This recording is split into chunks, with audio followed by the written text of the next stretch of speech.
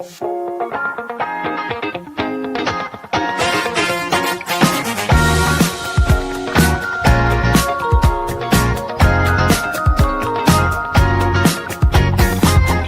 you to know just how I'm feeling, though I never wanted you another way.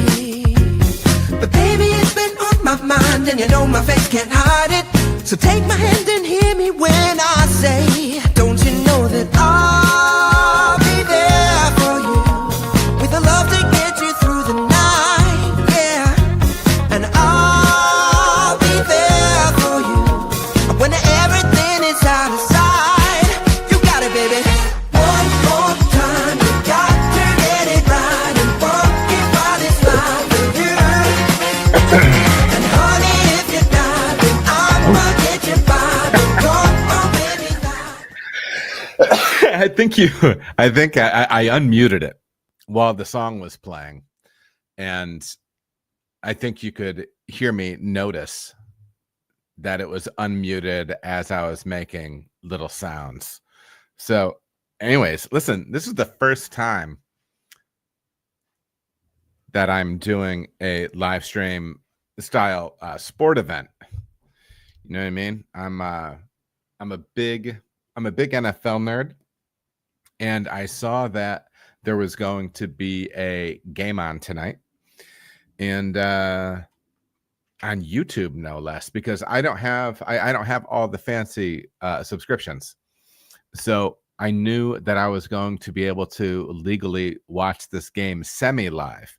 For those of you that are fans of live sports, live sport action, and you don't have any of the fancy subscriptions, you know that you are left to alternative means with which to find your sporting entertainment. So I've been known to dabble in that a little bit, but I'm like, okay, so this is going to be on YouTube, free. That works for me. So anyways, I do think Stu's going to be on. If you were to reference the upper right-hand corner of your screen, this is an episode of the Small Town Guys podcast. If you're new to the concept, Small Town Guys are me and my buddy Stu, and we get on, we chop it up. You know what I mean? I don't know if people are still saying chop it up. We got some Chiefs representation in the house.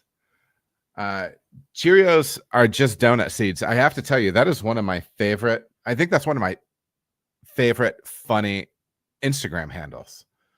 So shout out to you. That is that's high quality stuff right there. Most popular. Oh wow, look at. I'm trying to give you a laughing emoji. Boom. Let's see if that works. It did. One thing, this the second time that I've streamed and actually had it work on Instagram. So I have a few you can watch on YouTube, Twitch, Instagram. So I have messages coming in from different areas. So it's all new to me. But I do see a few of you in the chat. Make sure to give me a shout. Let me know who you're rooting for this evening. I see we got Kurt Warner and that other guy on there. Who is that? That's Kurt Warner. I remember when Kurt Warner had his big bust out with the Rams. Oh, here we go. Hey, what up? What up? Not much, man. We're live right now, just so you know. Again, I don't know. I wanted to be on time. Rich Eisen is the other guy. How's it going, bud? It's going all right. Are you excited about this game? Yeah, I mean, I really, really like the NFL. I mean, I'm not a huge Chiefs guy. For those of you out there, this is when I do my YouTube stuff. I keep it pretty general. But I have some pretty, legitimate opinions. They're not based on anything other than fandom, jealousy, perhaps, different things like that. So you're going to hear me complain about some people tonight. Go ahead. I'm not going to complain about the saxophone guy. Saxophone guy's crushing it. I don't know who he is. So okay, so what is your setup like? I've not done something like this before, and I was actually thinking about putting one headphone in one ear that was linked to the YouTube. I would probably have to run that separately because we can't have any of the audio or video on the stream, right?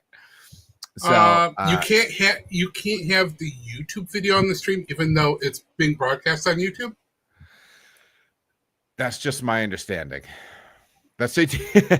Joe said that the saxophone guy is also Rich Eisen, which is impressive. The guy has a lot of facets. Joe who? Mo Joe. I'm not trying to use government names. He owes me. I also. I know that. No, we're not going to dox anybody. I wanted to. We'll talk about it later. It's fine.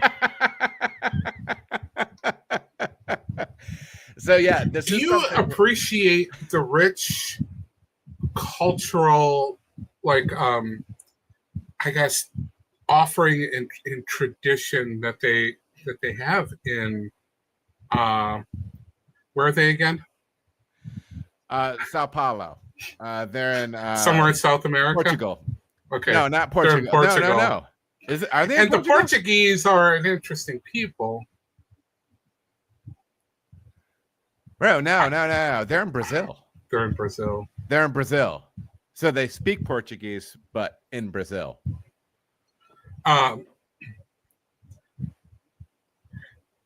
Are you gonna listen to the game? I've just got it open in another window, but I don't know. I just have it open in another window too, and I believe I have closed caption on. They're not giving me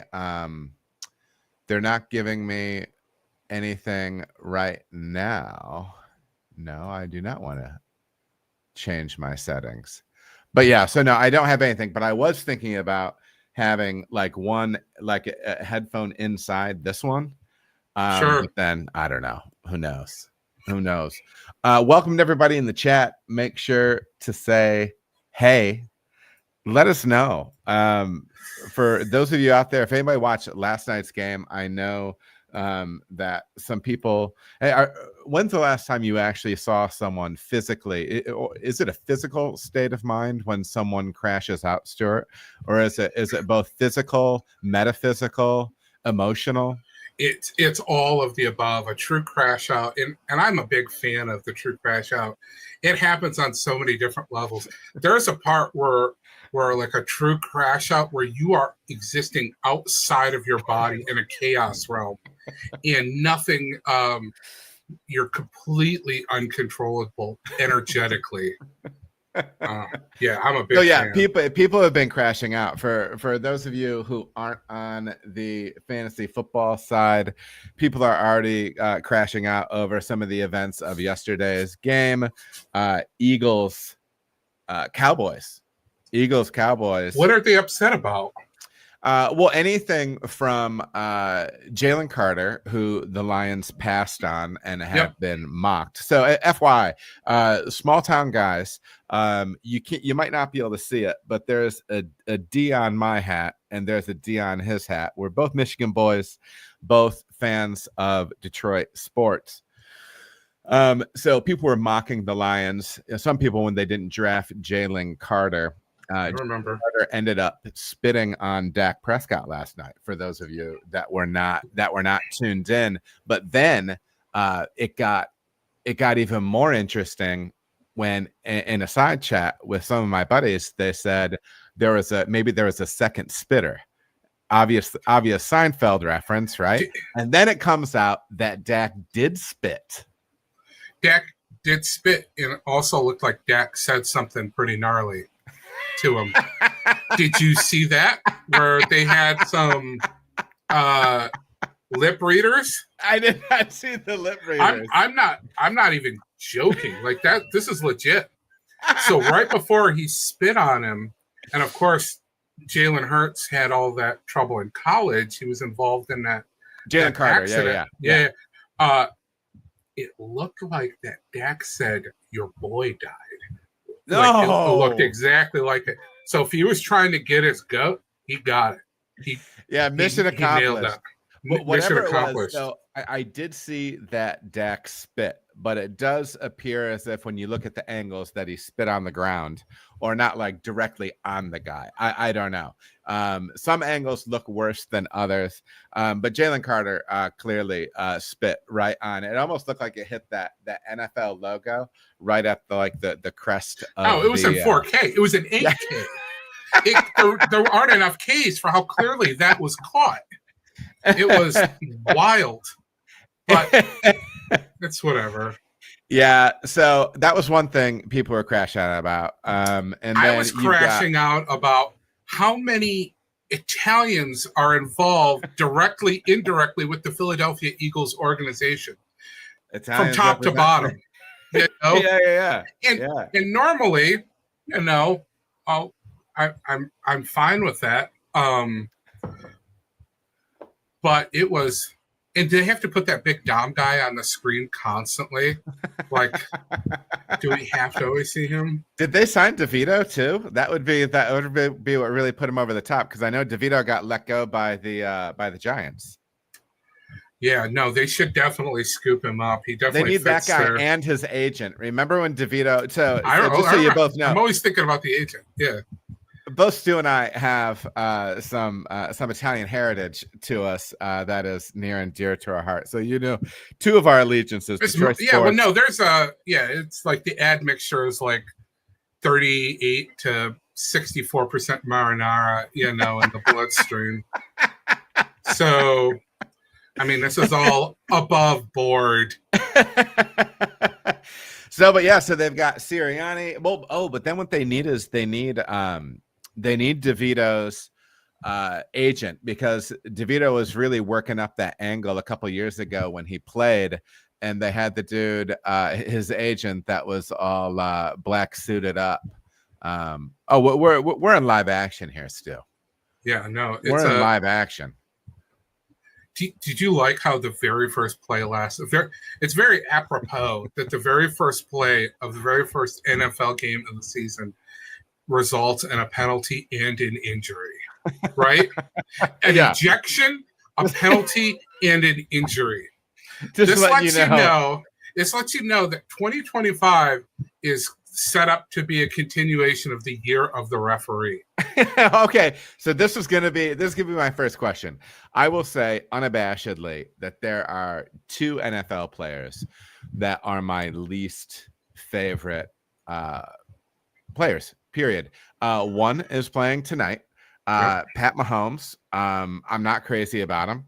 I also don't like Joe Burrow. Now that can be magnified by the fact that I am living in the city with no pity, the San Diego of the Midwest.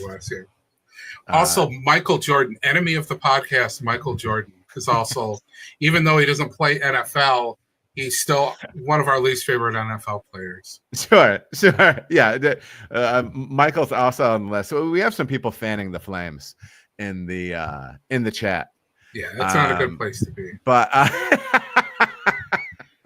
as always, actually, it's not as always, but I'm just going to say, as always, the chat is a cesspool with toxic opinions. Very toxic people, toxic opinions.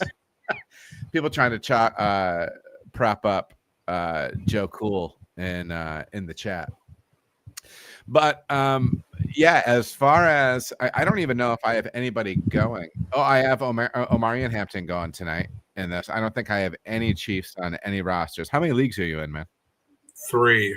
Yeah, me too. I don't 3, think and I don't think I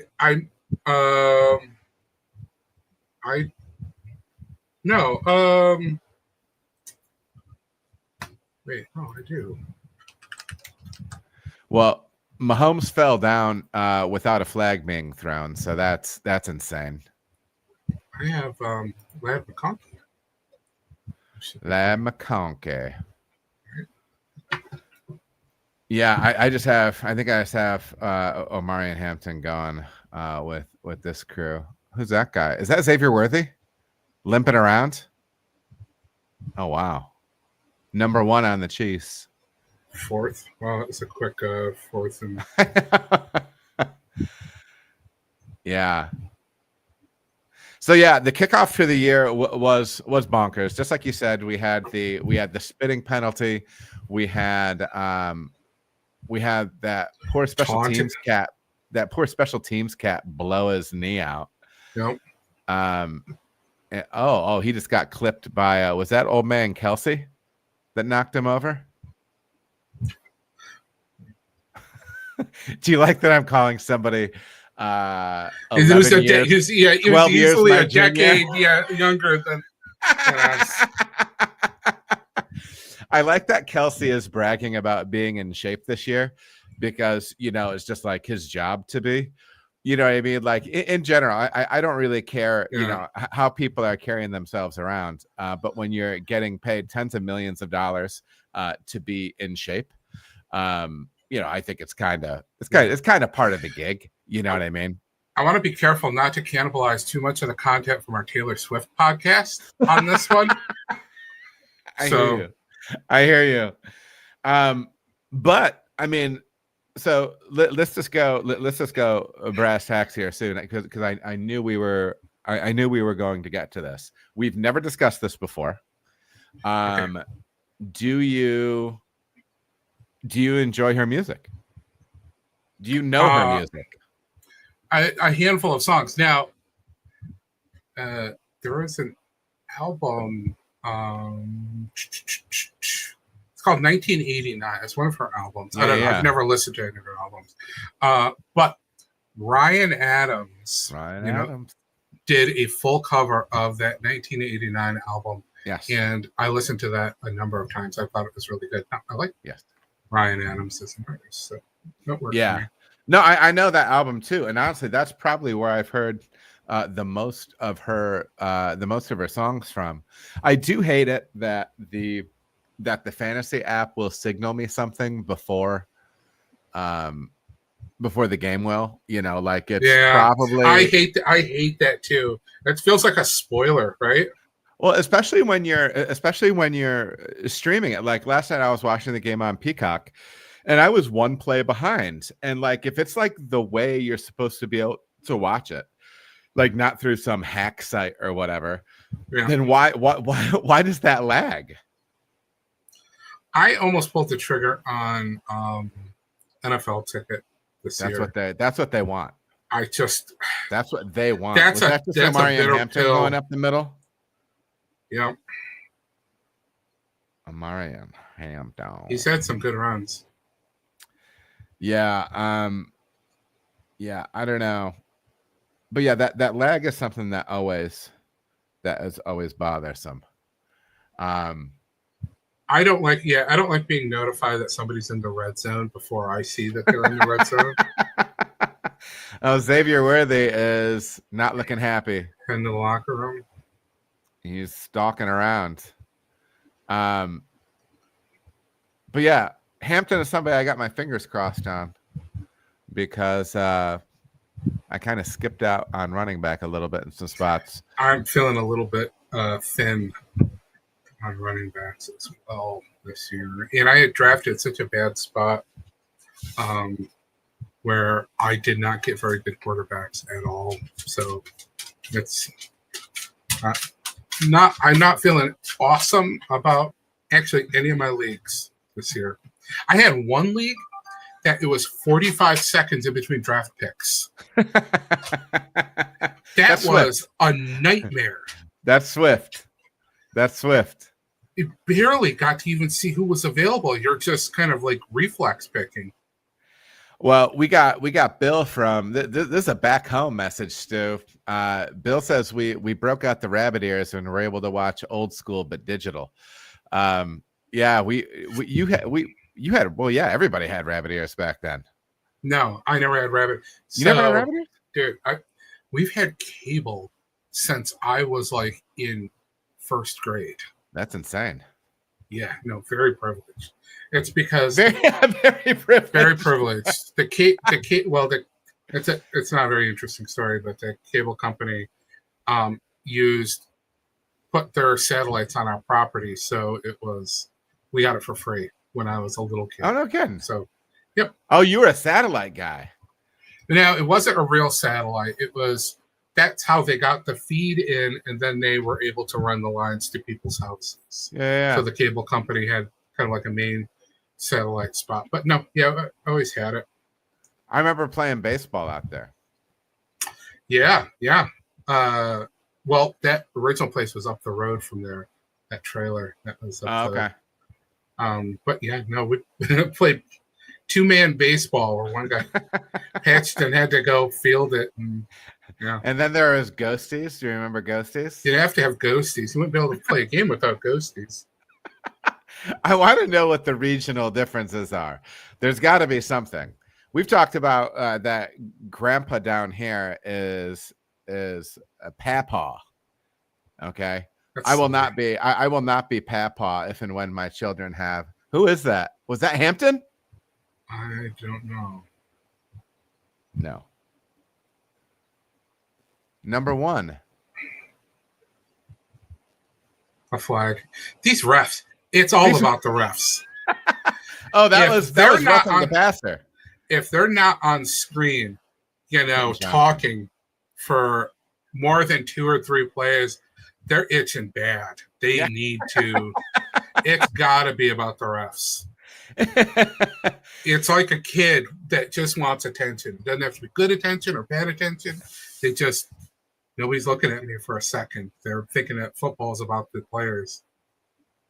Oh, he got drilled, right? Well, I mean, it wasn't that bad. It's not that bad. That wasn't that bad. I don't know. I mean, I get it. I want to see these guys play. I mean, the NFL is one of the few sports where I guess there's no other quarterbacks, but I mean, you can have a star player and still have a team be solid. But with football, it's almost not like that at all. It's almost I don't know. The backup quarterback comes in and generally they're screwed anyways. Right. Hey, we've got AJ in the chat. First time chatter, a long time fan. Somebody got a YouTube account. Somebody got a YouTube account. Look at this. Look at this. There's a lot of longtime fans out there. Now, you will not catch me near the chat or looking at any of that. But it's. I was gonna say it's mortifying thinking that there's people watching, but it's fine. It's really just people that we know, I think. That's perfect. So there are a couple of things that are that are certain that like sun's gonna come up in the morning. That the shoot, man, I ran up my analogy meter ran low. One thing that's for certain is that my friends will find some way to tank my bits or my jokes or kill them before I'm able to get them up off the ground. It's like a fleet of gremlins, working on sabotaging an airplane before I can get it into the air. And it proves true. I had a bit lined up where I was going to demand that Joe owed me a new dog, and I wasn't going to let it go until he got me a new dog. And then Jer had to send me a message on the side and was way over earnest. And then I shared a little bit of private information, and he doesn't respect, HIPAA or anything like that, and just starts airing my business out to whoever wants to listen. It's absolutely infuriating. These guys don't respect anything. And so new policy moving forward. They should always know you're working on a bit. They should always know I'm working something. There's an angle. There's something. I need to ramp up the disinformation or I'm just locking down because I cannot handle this. Jared's in the chat and he says, woof. Yep. I think you made me spit on myself a little bit, Jared. That was funny. So yeah, well, because what were we? Because we drafted last week Sunday night, and we had some pre-draft issues when you had the disappearing dog, which has since been recovered. Yes. Alive. Yep. Yes. See? Yeah. Yep. All's well that ends well. Well, is the joke capital? What is that worth? And I think that's kind of a personal value sort of thing. Joke capital to me is worth more than it might be to other people. I'm not saying I'm sacrificing my dog just to have a bit, but I'm saying that there is always a silver lining on a dark cloud. Sure. All right, Mahomes is scrambling around. One thing I will give him credit for, and I don't like, and I don't like doing it much, but he does move around well in the pocket, and he is. Well, he's got a good offensive line though too. So yeah, and he's got plenty of opportunity. He feels pressure well, and then the other thing, especially so as diehard Lions fans, few things make me feel as sad as watching Jared Goff stand in the pocket because bless his heart, like you see pictures of him like standing away from like other athletes and things like that. He's a tall, lean, like athletic looking guy, but he doesn't run.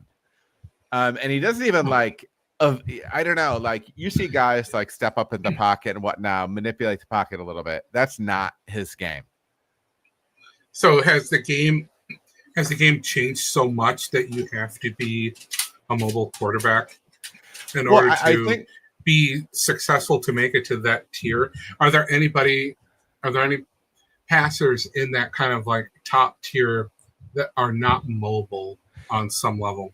This is my argument with it. This is my complaint with people talking about what is and what isn't a great quarterback. One, I think you can be an elite quarterback without having won a Super Bowl. Dan Marino is an elite quarterback, and he never won a Super Bowl. The narrative flip flops, and this is one of my big. Could this be my hobby horse? Would I be using that correctly, or maybe not? Would it be? Maybe this one of my. No, you're on your hobby horse right now, and I want to see what you can do on it. So go ahead. So here's the deal: Matt Stafford was reckless, undisciplined, and then he won a Super Bowl and he became a gunslinger. Yeah. Okay. I don't like that narrative. I think that when you say, like for instance, Eli Manning, I think he's a perfectly fine quarterback. He's a fine NFL quarterback. He happened to win 2 Super Bowls with some of the greatest defenses ever put together in NFL history, and made a couple of touchdown throws or a couple of big throws. But that doesn't mean that you're a Hall of Famer. That doesn't mean you're an all-time great. When you look at his stats, it tells the tale of like an average guy that won a couple Super Bowls. There's nothing wrong with that. So getting back to, do you have to be a mobile quarterback? I hate when people talk about this, like you can't be an elite quarterback without running. Because I don't think that's the case, because the way people the way people play with that metric is I don't think it's correct. I don't think it's correct. What about was Jay Cutler an elite quarterback? And he's a cool quarterback. He was. Do you remember smoking Jay Cutler? It's very cool. One of my favorite memes. Smoking Jay Cutler. Listen, if everybody listening live, if you've not seen the Smoking Jay Cutler memes, they're worth it. There's a power lifter that's also a Cutler. Is he Jay Cutler? I'm mixing it up. No, Jay Cutler has played for the Bears and whoever else. Who's the bodybuilder? I don't know. He is also Jay Cutler is a bodybuilder, and then Jay Cutler football. They're both Jay Cutler. That can happen. That happens. I didn't know that. Lars, on Instagram, Belgian wild ferments are the best beers ever created on accident. Just saying, what's up, Adam? Lars, listen, man, if you're here for the beer stuff tonight, you get just complete nonsense.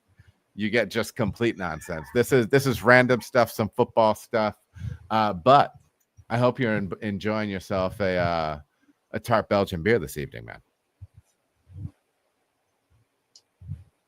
Did you go to Belgium? Yeah. Me and Lou and another buddy of mine, Kevin, went to Belgium for a long weekend, like in 2011. That was a weird one. That was a that was a weird trip. If Lou were more if Lou were more gregarious, I would say that he's plenty gregarious. Yeah, it was tagged. It was branded. This is pre-content production on my side, and Bill remembers that it was the Belgian beer run. We were tagging it the Great Belgian Beer Run, because the thing was we got there on a Friday and flew out on a Monday, so we were at a breakneck pace while we were there. But we are going to have on. We'll have to see if we can get a hold of and digitize some of these ridiculous photos that were taken. I think I think they were digital. I have some stuff creeping around on my Facebook from it. But yeah, we did a few quick days in Belgium. What's up, Noam? Good to see you in there, man. So yeah. But no, that was a quick one. We went to Cantillon, and then it's actually, most people think it's a museum. It is a museum now. I think you would actually think it was interesting. It's kind of a unique thing. It's essentially in a barn in Brussels, and the city has kind of grown around it. And they're still doing all these old world beer production techniques. It's what they do is they don't add any yeast to their beer. They just let the air like settle on it, and then they put it in barrels and it ferments with the natural flora and fauna stew. Sounds awesome. Yeah. And then they blend it. So then they take all the different barrels and then they taste them and then they blend them. So they're actually a little bit more like winemakers or blenders. And then so they blend them back, put them into bottles, and they do re-fermentation in the bottle, so they're spritzy like champagne. And yeah, it was kind of sweet. So that was cool. So from a history standpoint, I could see you getting down with that. No, that would be interesting. I don't really have much of a file on Belgium. The Rizzler. Other than, chubby checker psycho Belgians in the Congo. That's about as deep as I go. Amanda's on break in the chat. Amanda, happy birthday. I think I missed it. I miss you. I hope you're doing well. Amanda, I used to work with her. She just popped up in the chat. But no, man, the Belgian trip was really great. We did that. And then the second day Saturday, we took a bus out to a little town called Poperinge, and there's a Trappist monastery out there. And at the time, like late 2000s, 2010s, they were known for making the best beer in the world. This beer called Westvleteren 12. And so we took the train out to Westvleteren, and then what you're supposed to do in the summer is rent bikes and ride out there to the monastery. But it was winter, but we rented the bikes anyways, rode out there, and then you can buy these beers and stuff. So that was amazing. Sunday we went to Bruges, simply because we saw the movie In Bruges. Did you ever see that one? Great movie. Yeah, I was about to ask, did you enjoy that? I loved that absolutely. Movie. I thought that was a great movie. Yeah, I thought that was great. That was a beautiful city. It's funny, and it makes me feel, I mean, we are from small towns, but it makes me feel very country to go other places, and it makes you realize how young we are to go. So like when we were in Bruges, there's buildings standing that are older than the United States. That's right. Yep. You know, it was a trip, and then they have nothing makes me feel less like I'm in the United States than being in a place that has a canal. That has to be like one of the one of the most exotic things. If you want to impress me, have your city get a canal, okay? But yeah, and so they had canals through there. It was beautiful, and then we ended up flying back the next day. But that was kind of the hustle of the trip. That was your first time out of the country, right? Oh yeah. Other than Canada, but yeah. Canada doesn't count. And as a small town guy, it's always, I remember even when we would go to Detroit or Grand Rapids, or our senior trip was in Chicago, it just felt like such an alien, like different world. It was just like, I mean, growing up like kind of out in the sticks, everything just felt so scary, frankly. It was very intimidating. Yeah.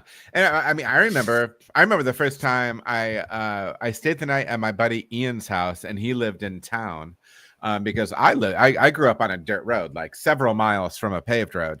And I mean, they had street lights, and there was lights that came into the house at nighttime, and I couldn't go to sleep.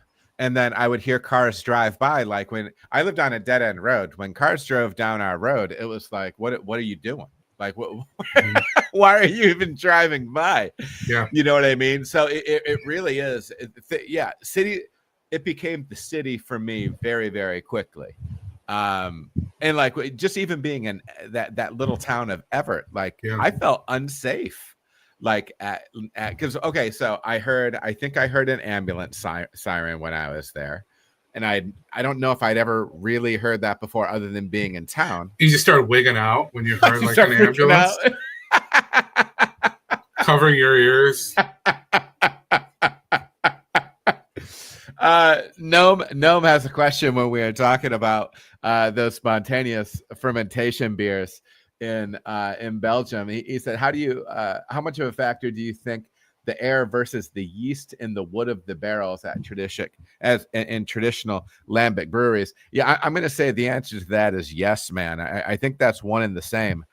I think you obviously each individual barrel is going to end up developing its own culture, but it's all off of what was left in those things. So Stu, the interesting thing from a technology standpoint is they have the hot side of the brew day where they boil the wort, and then how they cool it is they push it into a room with just a huge copper vessel, and it's probably only like this deep, like 12 inches deep, and it's essentially like pouring a cup of hot coffee into a plate, and so it thins it out so it cools it off, because they didn't have a way of cooling it, right? So they make it thin and small to cool it, but they would also open slats in the roof, and they would allow the cold evening air and nighttime air to blow over it.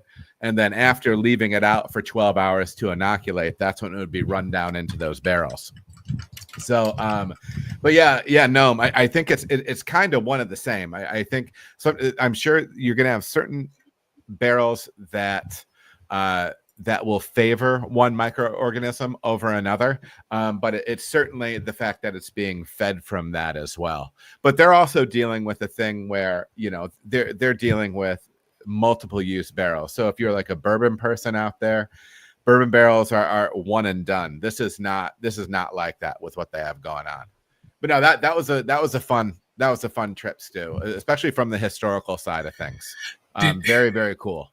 And like the worm, like do they have is it the worm that's part of like the still, and they use the creek water to cool it down? Or am I thinking? Oh no, that's on the distilling side. That would be on the distilling side. But yeah, and I'm actually hoping to do some stuff on the distillation side. I've got a couple irons in the fire. I think I watched 2-3 seasons of Moonshiners. With the guys, the hillbilly guys that were making out there. I could find those guys kind of relatable, you know, even though it was all completely staged. Oh, yeah. I have always enjoyed that is not an interception. That is an incomplete pass. I have always enjoyed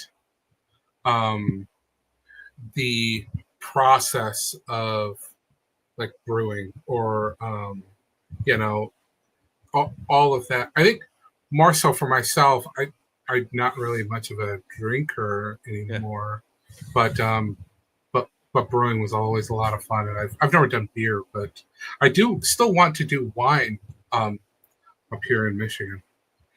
Well, do you? I might be crazy. Do you have any fruit on your property? Yeah. Well, yeah. There's tons. So there's tons of apple trees in this area. Yeah. But we've got peach and cherry trees as well. But I would like to plant some grapes. I think grapes do okay around here. We had like a Concord type grape in our yard, and they just kind of kept growing. Yeah, we didn't even really do anything with them. They seem to grow pretty well up there, and I've seen a fair amount of kind of like that. I was about to call it a hardier kind of Concord grape. Just so you know, I don't know what I'm talking about, but I said it's hardy because it's not like coastal, because there is some vineyard stuff done in the Traverse City area for those of you that aren't like Michigan native or like on coastal, but we're a little bit more inland. And so, yeah, that's why I'm assuming that's a little bit more hardy. Yeah. I was surprised at how much they have going on up there. I never really considered that to be a big deal. Oh, who's this? That's a big. Are you fucking kidding me? You got blown up, dude. Who was that? That was Lad. It was McDonkey, Lad McDonkey. That stinks. Oh well, bro. But what happened? He still gets the catch, though. Right?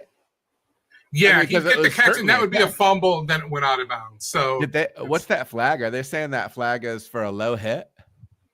Good question. Or leading with the helmet? Oh no, that's on the offense. That hurts. Okay, so it's just a replay. All right, what? No, that was. Oh no, it was Tyler. Football. It was Conklin. He just put his hat on the ball. You know what I mean? Yeah. Oh, and that guy was smart. I saw the conch. How many conch receivers do they have? That's an interesting way of putting that. Well, it is atypical. There are not there's been a bit of a renaissance in the white receiver. We have McConkey, Ricky Pearsall. Yep. I don't think there's been one since Steve Largent. Right, or there was another guy who I was shocked at what his name was. Master Brewer says that the flag was for purposely knocking it out of bounds, which he definitely did that. He definitely did the other guy did. Yeah, that's. I mean, he could have just. I don't know. He also just could have grabbed it. I mean, I get it, but I didn't know that was a penalty. Yeah, I mean, I guess that makes sense, but oh, is that Hampton? Yeah, I think so. Yep. Yeah. Hey, listen. Be careful on the 4th of July, but Najee Harris, you can stay on the bench. As far as I'm concerned, I've got O'Marion in a couple of leagues. Ed McCaffrey, that's right, the great Ed McCaffrey. Bill in the chat said, would moonshining be a regression from beer or just getting back to your roots? Bilbo, I don't know if I told you that back in the day, it was my grandma's job to, when she was a kid, and I mean like kid, to take the shine down by the river and pour some on a rock and see if she could set it on fire, because that's when they knew it was ready. So when you're stilling in 1910 or 1915 or whatever it was, Yeah, they had some alternate ways of getting it done. Yeah, exactly. So yeah, so my dad's side, I know they used to make moonshine. And I also know that he did actually like homebrew, like he made beer in crocks in the house. I don't know. I had to slam that crock so hard. Yeah, no, you had to hit that one You hard. did? I think that was pretty common. I think everybody had some had some skill with some of that stuff because Sure. I mean, on my dad's side of the family, they all had they kept bees and they sold honey, so they always made, as my dad called it, metheglin. You know, Yeah. which it's it's just a fermented. I guess it's sort of like mead, but I think metheglin has. I think it's a honey mead. No, it's a honey. I think it's a fruit mead, right? I I think so. I've also heard. How did you say it? He Metheglin? he said metheglin. Yeah. I've also heard metheglin, but I mean, obviously, we're saying the exact same thing. I think that's a honey wine. My BJCP people will let me know. We got some love for the Jets in the chat. Yeah. Yeah. So, I mean, my grandma, they used to make so they would just essentially make just like a sugar wash. So just sugar water, and then they would ferment that, but then they would flavor it with dandelion. So they'd make dandelion wine. Sure, yeah. So all that is hooch, and you're fermenting table sugar. Table sugar diluted in water, and then throwing dandelion heads in there, I believe, and then they would do tomato wine too. So it was all the same concept. You're making so yeah, that's still all that's all my dad's side, the Polish side. They would make all. I mean, they were agrarian folks. I think she dropped out in second grade to work on the beet farms out in the Thumb. For those of you that know the Thumb, that is a wasteland. Did oh, look out! Who is that? Was that Herbert? Yeah, it's Justin Pervert. Man, using the legs, baby. Did Italian any winemakers on the Italian side? I'm trying. I don't think I remember much of it. I would have to ask my mom if there was really anybody. I'm sure. I mean, that, like you said, it was classic stuff. I mean, that's what a lot of people did. You know what I mean? But I mean, and I don't think anybody was setting any records with the quality of what they were doing back then, or the shelf stability of it. You know what I mean? But my mom made wine when I was a kid, like before I was in like first or second grade. I remember going with her and my dad to pick the grapes, and they had the great big glass carboys. Yeah.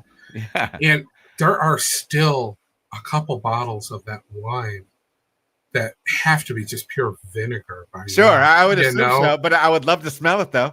I'm not even playing. It's sitting I think downstairs in the basement up at the house.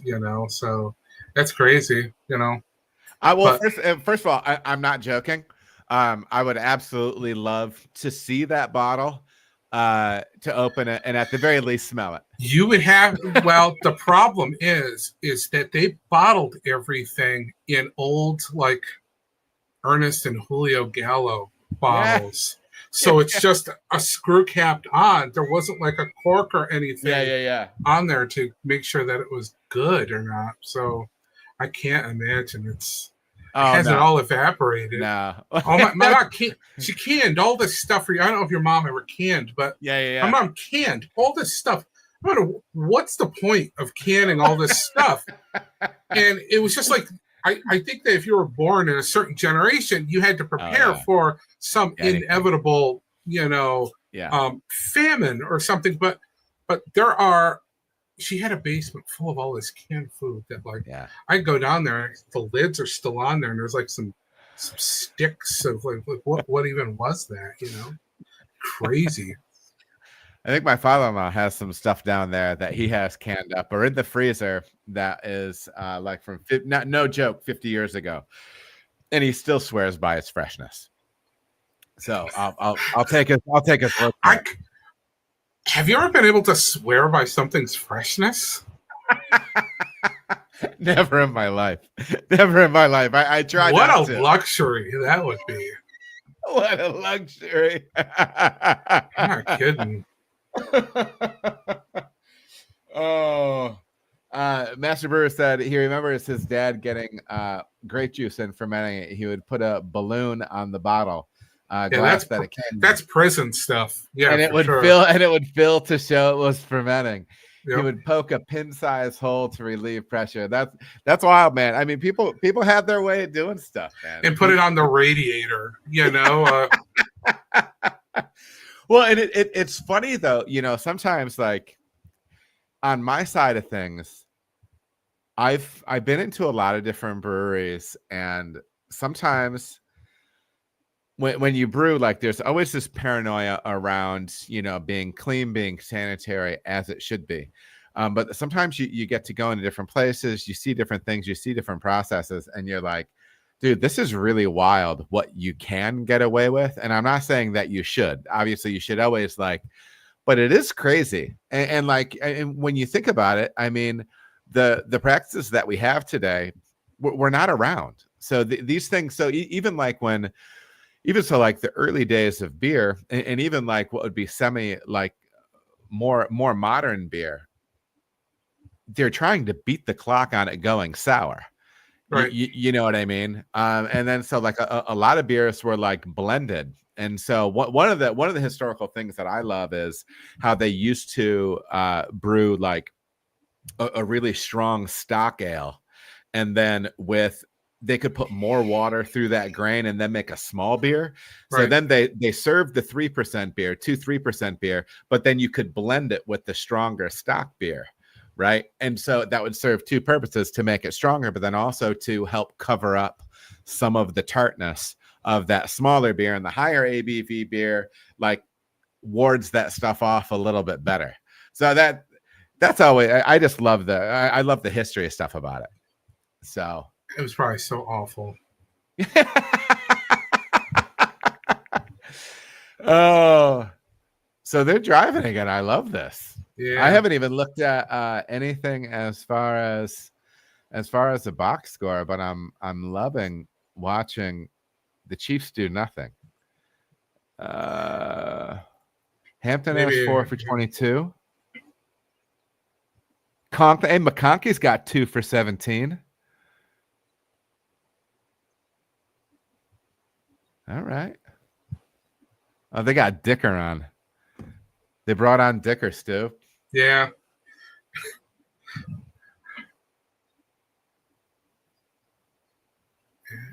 Oh, very exciting. What an exciting game. What a good game. These guys love fun. They're playing. Half, I mean, they play really well whenever they've got to travel halfway around the world or into different time zones or hemispheres, actually. Yeah. And then, of course, the ref couldn't just, it's fine. Does it feel cold? No, he's got to get his, got to get his moment in there. How do you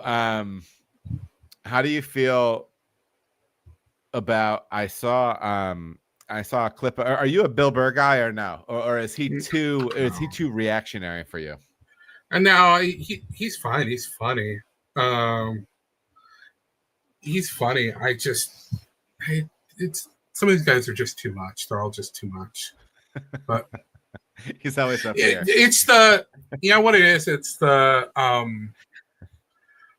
no matter what side politically any of these guys fall on, when they have to be doing constant commentary, when I mean, it's I guess maybe that's a bad take from me.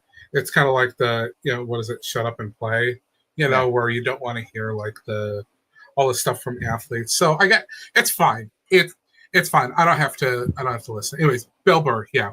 Okay. Sure. Whatever. Yeah. Burr is funny. Burr is funny.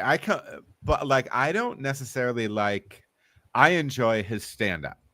I don't always enjoy listening to him talk, because when he's and I, even when he's doing it, but I guess because like when he's clearly doing stand-up or when he's doing an appearance, it's like, okay, he's doing bits. And like I can separate that. Sometimes I hear other stuff where it feels more conversational, and I'm like, it makes me feel anxious because it makes me feel like this is just him all the time.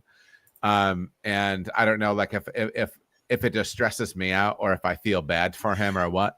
But they asked, he was on one of those late night guys, and they were like, well, you know, what did you think about Belichick and North Carolina absolutely getting hosed in Belichick's first game? And Burr started ranting on that. Have you been following the Belichick to UNC thing at all? No, not from any sports related angle. I will tell you what, man.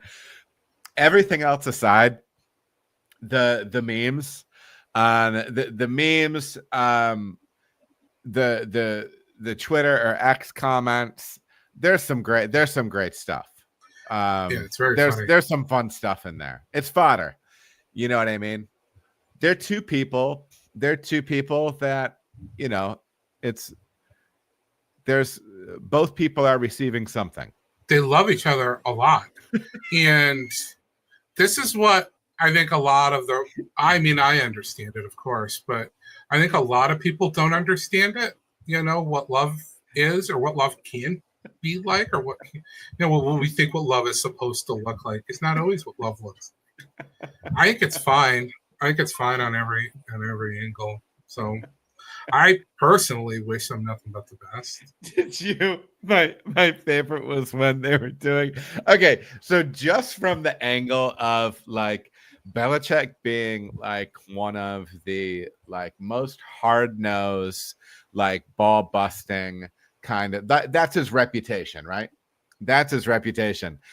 And then supposedly he was also very against his players getting caught up in like relationship drama, and especially publicly, right?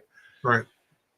But my favorite thing on earth was when they lowered him onto the sand and helped him get his feet into the air, and then they placed that tiny little lady on top of him, and they were doing like the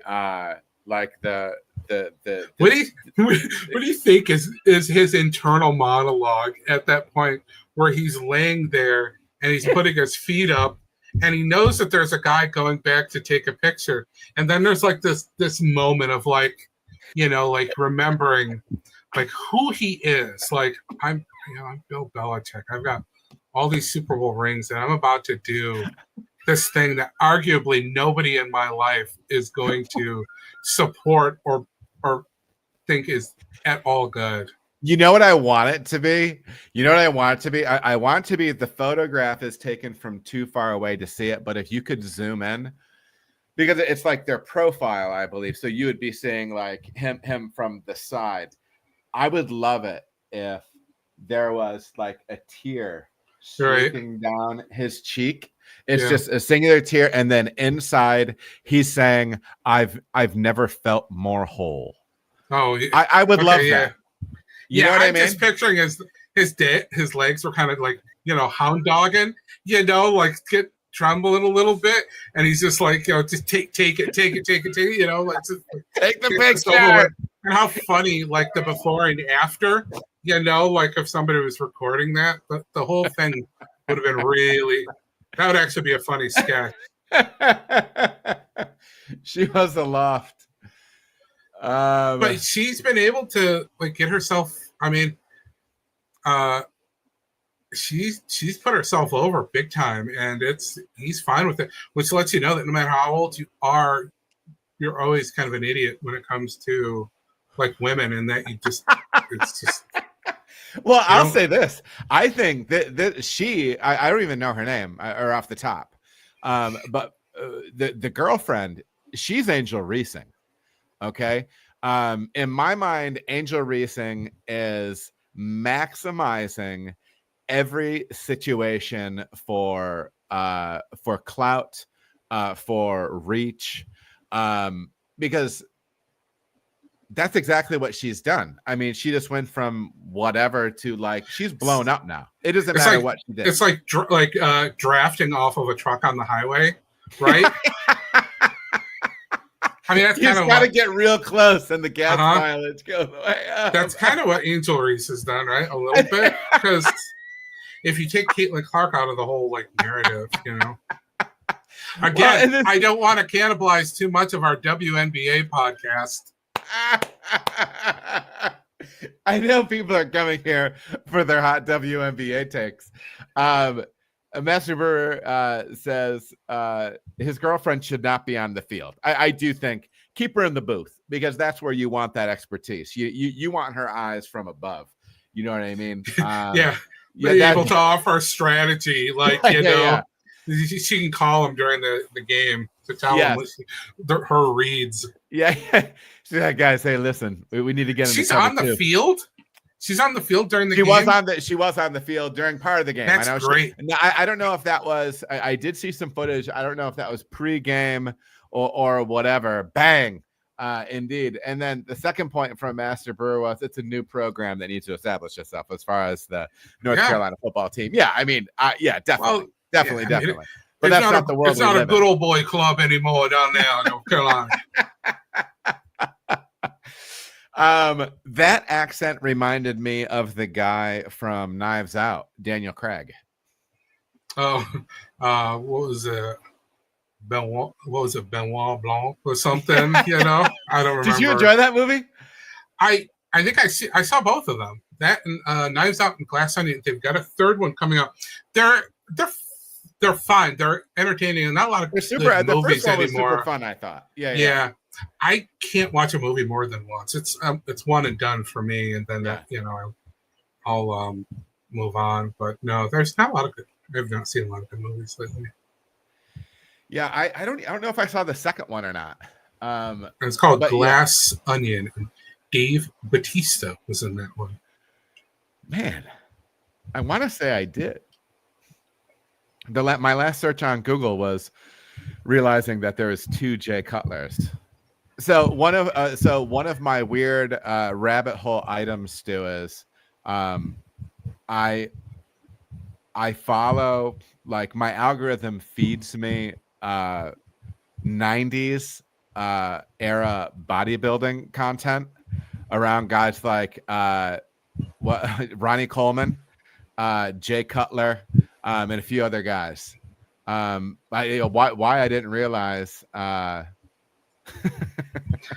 saw that Jay Cutler. Do you remember when they split Jay Cutler out wide because they're in Wildcat and he just stood there in the slots?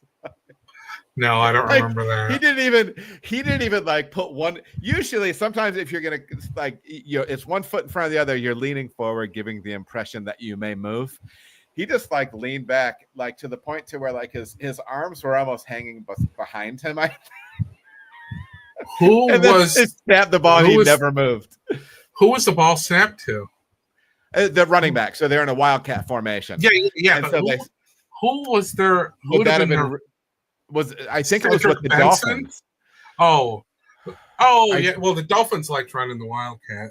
Yeah, let's see. I had Ronnie Brown that one season where he had all sorts of crazy action on the Wildcat. I loved that. That was fun. Listen, we're I don't remember the Bears ever running Wildcat.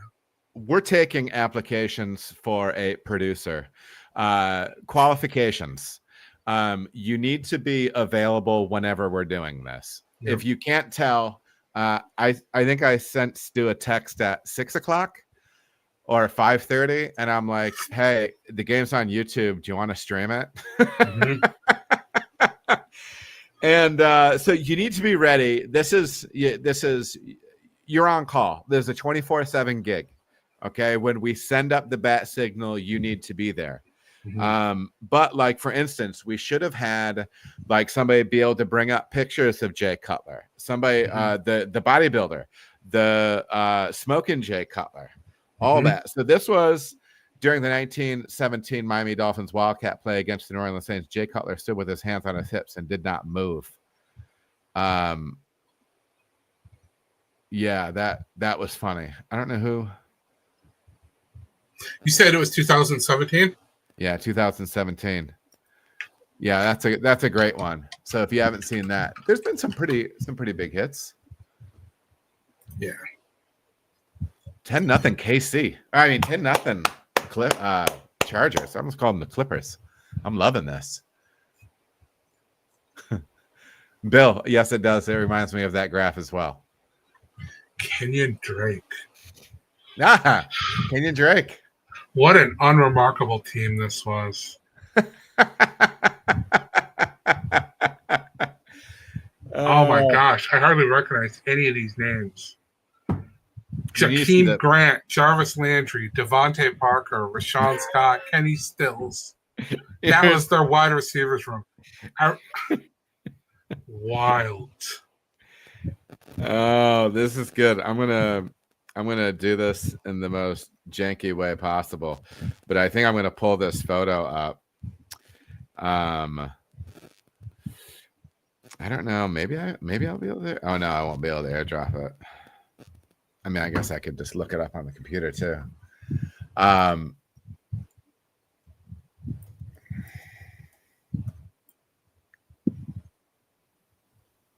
Jay Cutler standing there. Images. That was your Google search. It was like Jay Cutler standing there. Yeah, bro. Images. No, literally. That is literally what happened. All right. So save. And then this is how the magic happens, Stu. Slides, PDF, image file. Let's get it, boy. What are you doing? Bam. Bro, look at him. And that was NFL in London. Yeah. Because we only want them to see the best product over there. He literally just stood there with his hands on his hips and never moved. Oh, that's first funny. And goal, KC on the 7 or 8. I hope they stop him. Peanut Tillman. Jared was he Peanut Tillman? Was he the one that became like an informant? Might be. Oh, do you like this more, Stu? Do you want to have when we do this? Do you want to have like a different background under this, or what do you think? Yeah, no, that's good. That's nice. This is. I have to figure out if we're going to keep. If we're going to keep say it like that, don't say it like that. Listen, if we're going to keep doing this, I got to figure something out. Because I've received these lines so many times in romantic relationship. If we're gonna keep doing this, we got to figure some things out. I don't like this, my background, what's going on in the background of my office sort of deal. It feels like a little bit of a kid's room at night who's worried that there's a ghost, outside of his room or something. Like something's in the closet, making sure the bubbling of the fish tank while I'm clutching my covers to my chin. Did they just stop him on 4th down? Or it's 4th and goal? They stopped him here. Wow. What are you using? What kind of mic are you using? So this is actually a mic that my buddy actually bought me. I think he was tired of he's actually September and June in the chat. I could actually tell you the exact one. It's the MXL V67. And he was like he's actually a talented musician, but he never lets anybody listen to him play. So he knows audio, sound equipment. And so he got tired of me talking to him through my microphone from my plug-in headphones. So he actually just had this stuff sent to my house. So the mic he bought me, the light that's up here he bought me. So yeah, but I'm no wizard with that stuff. No, it sounds like you just need a sugar daddy. I do. He would love that, by the way. He would love that. He would love that if he knew that that's what was being discussed. But yeah, so I can actually we can have a whole different background. So like we can use this background and have, if we ever come up with like an official logo, that works for me if we want, but we can integrate all that stuff and run with something like this. So I've been looking at some different people that do shorts around this stuff. You know, the crazy thing is, hey, if you're not following the Small Town Guys podcast on Instagram, blazing hot content over there. Hot content. But one thing that's crazy is I'm sending it video like this, side by side video, and then it just stacks it and edits it and is actually like cutting in and out. Dude, the AI editing stuff is getting really, really good. I still have to like pace it. Like you still have to play with it. The stuff is getting really, really good. Charles Tillman became like an FBI agent, and he worked to help. Yeah, who did he help to take down? Chicago rapper Lil Reese was stunned to find the former defensive star involved in a raid on his home in 2018. Okay. That's awesome. Okay. I don't know if it's possible. Cool.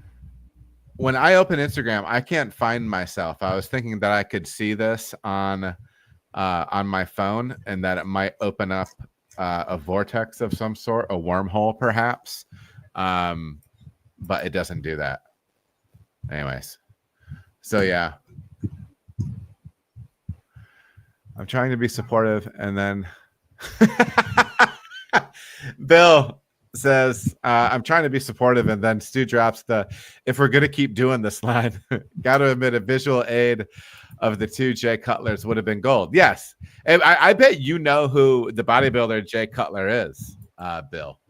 Oh my gosh, you've just been talking about bodybuilders all night long. It's bodybuilder night. We have to make sure that we get on the stream with a good pump. Yeah. Like, hey guys, sorry I was late to the stream. I had to get my pump on. Swole Town boys. I saw that Ronnie Coleman video that was making the rounds. Which one? That it's like he can barely get around right now. He's in rough shape. Ronnie seemed like a genuinely he seems like a pretty nice guy. And I always thought it was hilarious when he was getting ready to do these huge lifts. Like he was doing like over 800 pounds on squat for reps and whatever. But it's something insane. They have like before and after pictures of him, like before he went on juice, on gear, before he started pinning. And he was already a freak of nature. Just genetically, the guy was wild.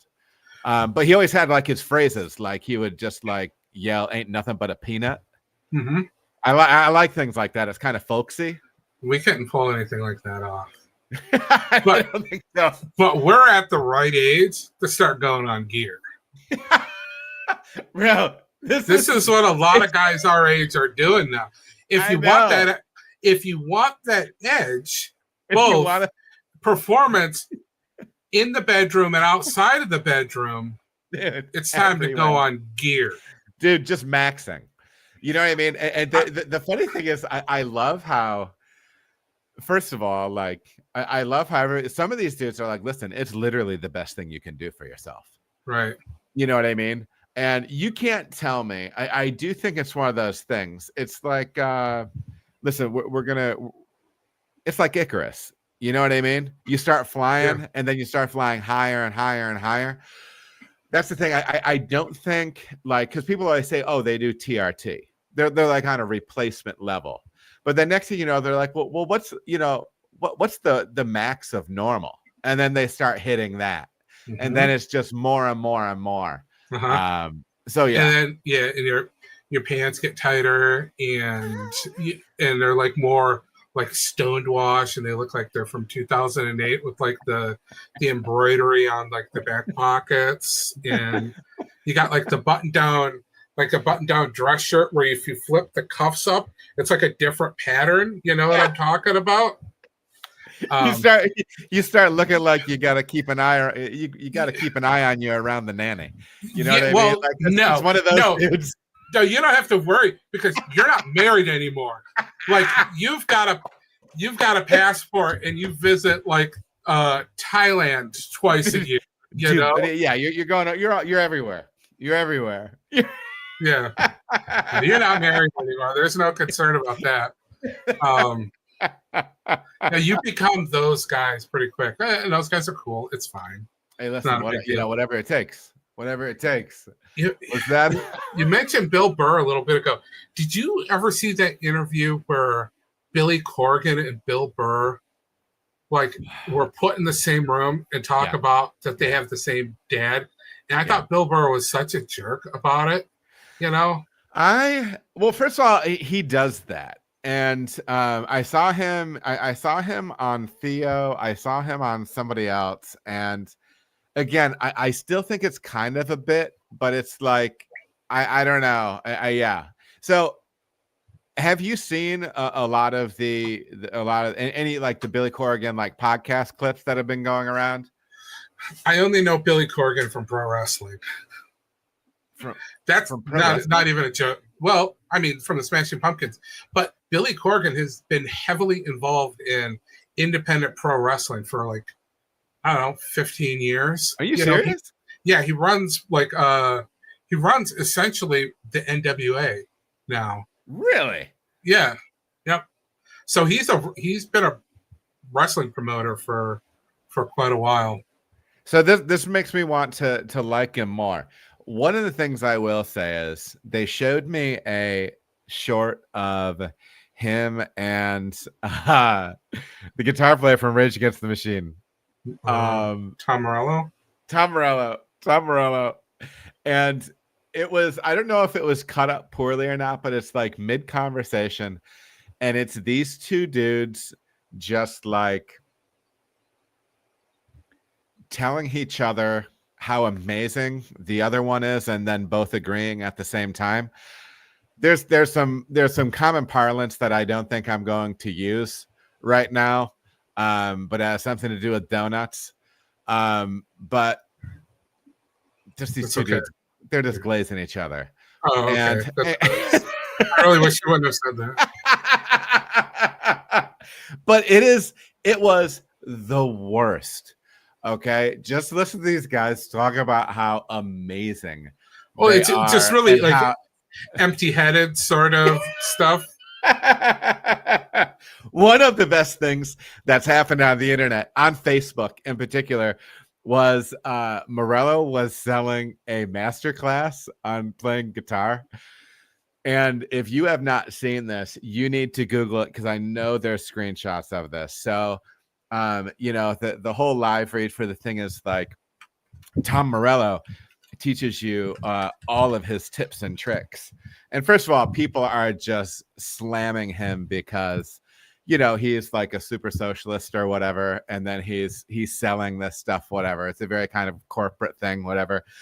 And then somebody put in the comments, they're like, don't you mean our secrets, comrade? Which I absolutely loved. Yeah, so if you've not seen the comment section under, we might have to, that actually could be something for us if we actually ever planned anything, like favorite comment section under a clip for this podcast could potentially work. And this would be something that would fit well. That's good content. I saw Billy Corgan in an airport once. And really? He was just a few people in front of me. He had the whole band with him. Of course, it was mostly all just new people he had pulled in because the A lot of the original band members have left, but he gets up to the security thing, and he didn't want to go through the body scanner, right? Uh-huh. Where you got to put your hands up, and he wouldn't go through that. So what does he know? I don't know. I'd like to know what he knows. But they had to take him around to the side and, have him take a shoot, do all the stuff and wand him and check him, and it's fine. But he's got these skinny jeans on, right? Yeah. You're not hiding anything in there. Yeah. And like it was full moon fever. It was Tom Petty 1989. It was full moon fever, and that I had an eye full. It was an interesting time. He did not look like a very friendly or approachable individual. Well, so anybody that has seen the photo that I use for my YouTube stuff, people are like, oh, he's making a face that he never makes. First of all, I make that face. When do I make that face?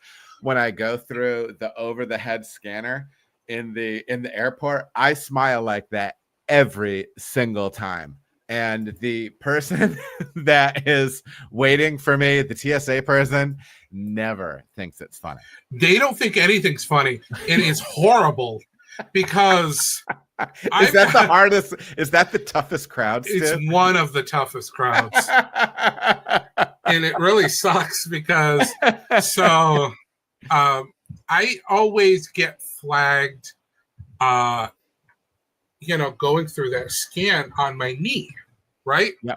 Like there must be, I don't know, probably some scar tissue for something that is they just, they can't scan through. Sure. And it always shows up. And I've made the joke not to worry. It's just like an alien implant device that I can't get. Nobody finds anything funny. It's such a bummer. Not having it. Having it. Yeah. Well, what do you think about just going up till halftime? Because I think that's sure. Yep, that's fine. When where are we at now? Think. We're only like a minute 40, so we'll probably just run to about an hour and a half. Fine. Buon cultura. Do an hour and a half. Do a solid 90. Is this a good game? Is it a good National Football League game? I'm enjoying it. Mostly, but this is one of those things where if the Chargers are going to be this dominant, but they're only up by a score, you're not going to feel that good about it. They're going to want to listen. A good team puts up 7 here, Stu. Winners put up 7. Yeah. You know what I mean? No. I like the idea of like doing actual like sports analysis. Like I think I want to start answering some of the brewing questions that come in. Just every once in a while, I'll probably just take one.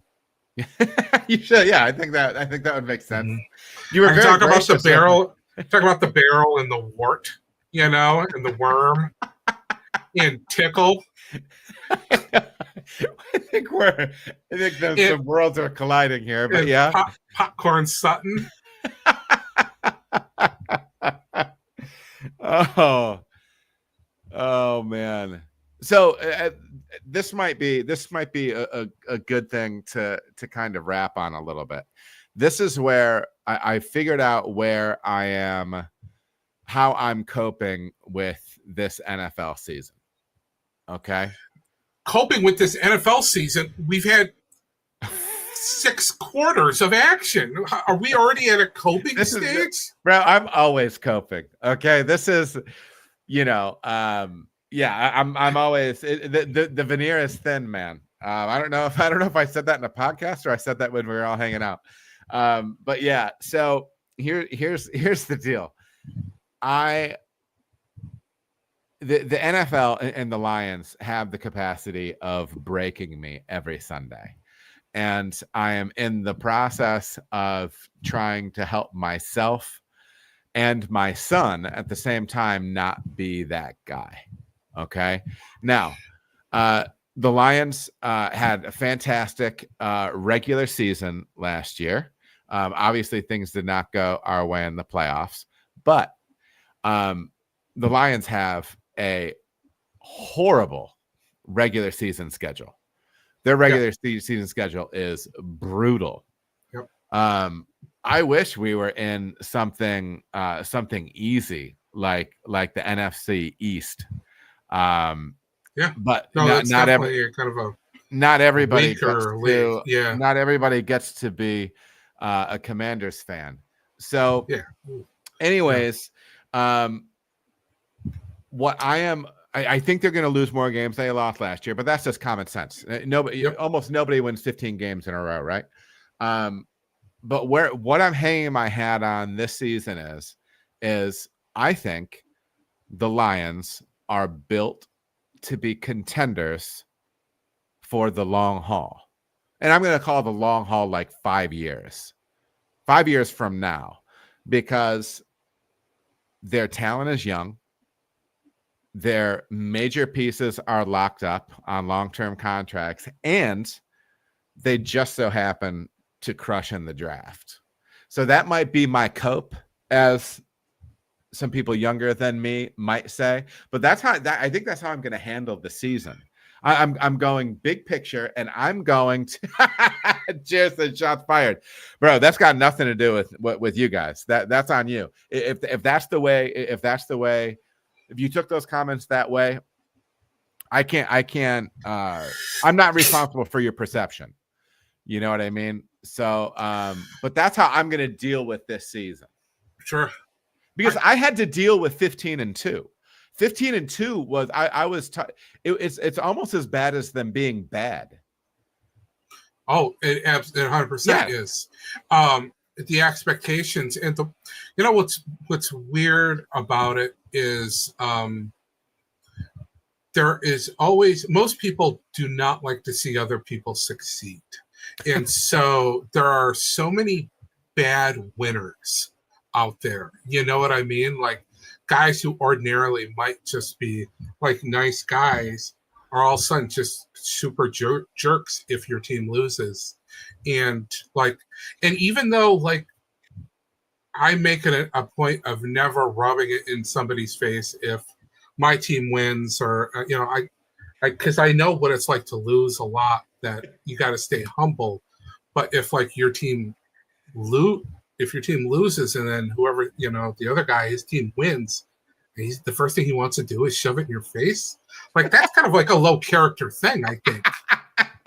I don't think that's a high character thing. But, everybody's kind of wired a little differently, I suppose. But, most people don't want to see you succeed. They're rooting for you to fail. It's a world full of haters. All we can do is just kind of be cool, disconnect emotionally, be good and gracious in both victory and defeat. Okay, but do you think that's going to work for you? It's a long shot for me that I think that's going to work for me. Now, so me personally, I think if the Lions are going to have a big season means postseason success. So I see them winning less regular season games because of the brutal schedule, but actually being stronger in the playoffs. We never know, man. It's like prognosticating is just almost pointless. Like 2 freak injuries and that's it. You can't predict these things. Like that Cowboys game last year, it was like there's nobody beating this team. And then Hutch breaks both of his legs and both of his arms, and then that's it. Like it's stayed good, but like that was not a sweet victory. So I don't know. A long time ago, I kind of tried to put a little bit of an emotional buffer around those things so I don't get so upset. So I'm not like, throw a sugar bowl against the wall, when like the Lions, dive in the fourth quarter, because I've seen it so many times. So I'm used to losing. Winning is nice, but we're used to losing. But this is obviously my favorite Lions team, and this is one of my all-time favorite. Detroit teams. Sure. We are gonna end up signing off, but at some point, Stu, we're gonna have to talk about Cam Newton. because I did see some pregame stuff. But again, maybe this is a teaser for next time. Down the field to who? Who was that? That wasn't Worthy. You say we have to talk about Cam Newton? Yes. What are we going to talk about Cam Newton for? I want to talk about his hats. Oh, I'm with you on his hat. I saw comedians say Cam Newton looks like he traveled there in a hot air balloon. I think that's one of the funniest things I've heard somebody say. That's really good. Just talking about another person. He's very steampunky. Who caught that? Is this a weekly segment like Audacious Hat of the Week? Audacious Hat of the Week. Yeah. Audacious. All right, hey, listen, man. 90 minutes. Thank you all for joining us. We had a good time. Shout out to everybody in the chat, to everybody on Instagram, on Twitch. Apparently, occasionally I got a couple there on Twitch. So yeah, this is on Twitch. Oh, bro, we're everywhere, son. Oh, we're everywhere. No. This is not good news. You're getting swatted. I had a compact not to be on Twitch. All right. All right, brother. Have a good night. Later. And we'll catch you guys later. Bye. Oh, bro, he just bounced. This feeling's deeper than an ocean, with a groove that's beating harder than my heart. So baby, now just hear me out. No, don't fear this emotion, 'cause you can't stop the fire once it starts.